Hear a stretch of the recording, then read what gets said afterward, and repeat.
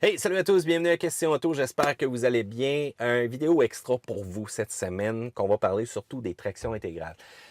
Si vous êtes amateur de Car Question, vous le savez depuis longtemps, un de nos tests les plus populaires et qui a même figuré sur Jalopnik, hein? Nommez-moi ça, les journalistes qui ont fait parler d'eux sur Jalopnik à Québec. Il n'y en a pas beaucoup, hein?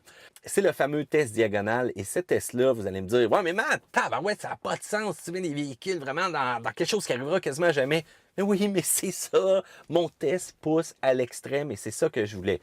Puis là, vous allez me dire, ouais, mais pourquoi tu fais pas ça sur des rouleaux? Tu vas avoir le même résultat sur des rouleaux. Des rouleaux, là, ça simule une surface de traction extrêmement légère. Vous allez avoir le véhicule qui va avoir la même répartition de poids tout partout. Oui, OK, il y en a qui le font dans des pentes, mais là, je parle vraiment de ceux-là là, qui sont sur le sol. Puis là, vous allez enlever la traction à une roue, mais vous n'avez pas nécessairement tout le poids du véhicule sur cette roue-là. Puis la surface que vous enlevez de la traction avec vos rouleaux, là, ça simule de la neige, ça simule de la glace. Le pneu, il peut partir à virer, floc, vraiment, one shot comme ça. Puis là, à partir de là, c'est vraiment les systèmes de traction, les systèmes d'ordinateur, les systèmes de gestion, de contrôle qui vont vraiment le mieux interagir pour aller donner la meilleure traction.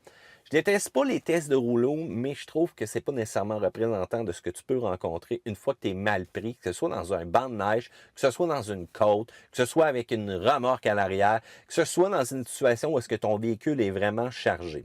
Puis bon, il y a toujours des tests de rouleau où est-ce qu'on monte ça dans la face d'un singe, là. Ça aussi, c'est très cool, mais on voit souvent des camions faire ça. Je dois avouer encore une fois qu'on simule littéralement une surface glissante. Quant à nous, quand on fait face au test diagonal, c'est vraiment le pro au grand complet du véhicule qui peut être sur sur deux roues littéralement. Et on débalance le tout, on fait vraiment travailler au maximum. Là, vous allez me dire, ouais, mais attends, je suis capable de passer ça avec mon véhicule deux roues motrices. Tu le vois-tu, mon œil, là? Ouais. Il y en a toujours un sur Internet hein, qui se dit plus fin que les autres.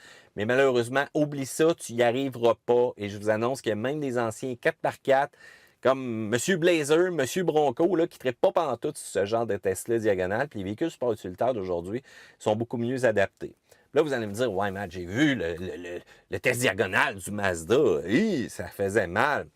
Ouais, mais le Mazda, là, il y a tellement une belle finesse, une belle qualité de conduite. Sa traction intégrale est vraiment faite pour la route et non pas nécessairement pour le test diagonal. Puis un autre exemple aussi, c'est les véhicules Acura que vous allez voir.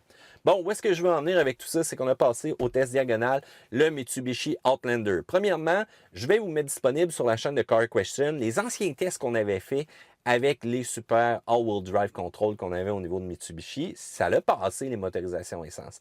Mais quand on est arrivé avec l'électrique, ça l'a fait mal. Qu'est-ce qui explique ça? Eh bien, premièrement, c'est les forces qu'on a au niveau des motorisations électriques. Là, vous allez me dire, ouais, mais un moteur électrique, c'est ultra fort. Et vous allez me dire, ouais, mais enlève le contrôle de traction, donne-toi un swing, vas-y fort. Oubliez ça, là, si j'y vais fort, j'éclate le bumper au grand complet dans la côte. La suspension n'aura pas le temps d'amortir. Puis après ça, je dois ramasser les morceaux et je dois ramasser aussi la facture au niveau du manufacturier.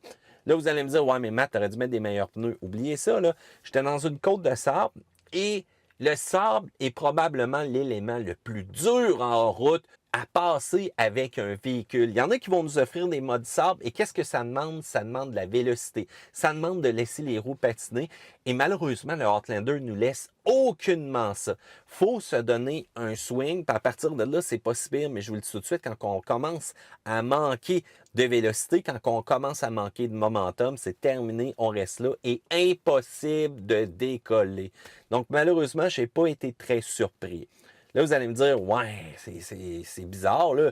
Je devrais-tu quand même l'acheter? Mais non, là, franchement, là, vous allez être dans 0,02% de la vie du véhicule dans une situation comme celle-ci. À partir de là, vous appellerez un ami, qu'est-ce que vous voulez que je vous dise. Mais autrement, là, sur de la neige, sur de la glace, sur une surface humide, sur une surface sablonneuse fine, où est-ce qu'on n'a pas nécessairement besoin vraiment d'un route agressif comme je vous ai montré, ben il n'y aura pas de problématique. Là. Ça fait en masse la job. Le test que je vous démontre, c'est un test ultime. Mais c'est sûr que j'ai été surpris du résultat, surtout quand on dit qu'on a plein d'expériences en rallye, qu'on a plein d'expériences qu'on a fait avec ce véhicule-là au Pikes Peak.